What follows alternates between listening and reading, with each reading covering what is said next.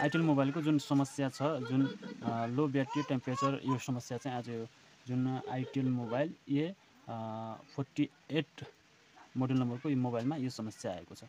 अब यो मोबाइलको समस्यालाई हामीले समाधान कसरी गर्न सक्छौँ? जुन यो समस्या चाहिँ हामीले खोल्नुपर्ने हुन्छ, खोलेर जुन तारहरू हुन्छ, सानो तारहरू त्यसलाई चाहिँ हामीले जम्पर गर्नुपर्ने हुन्छ। त्यसको लागि हामीले मोबाइललाई ओपन गर्नुपर्ने हुन्छ। जुन कभर छ यो कभरलाई खोलेर जम्पर जुन यो ठाउँबाट जुन एनटिसी लेखेको छ यसमा चाहिँ हामीले मसिनो वायर लगेर यसलाई जम्पर गर्न सक्छौँ। जुन योबाट जुन बिच सेन्टरमा छ योबाट लगेर हामीले जुन एनटिसी छ यसमा जम्पर गर्नुपर्ने हुन्छ।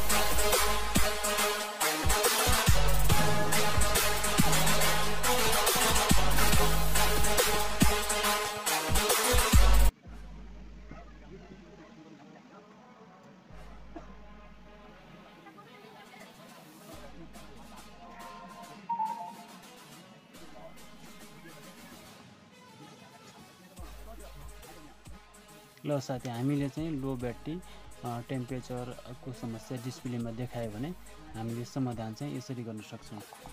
भिडियो कस्तो लाग्यो कमेन्ट गरिदिनु होला र लाइक गर्न नबिर्सिनु होला र नयाँ साथीहरूले हेर्दै हुनुहुन्छ भने सब्सक्राइब गर्न नबिर्सिनु होला।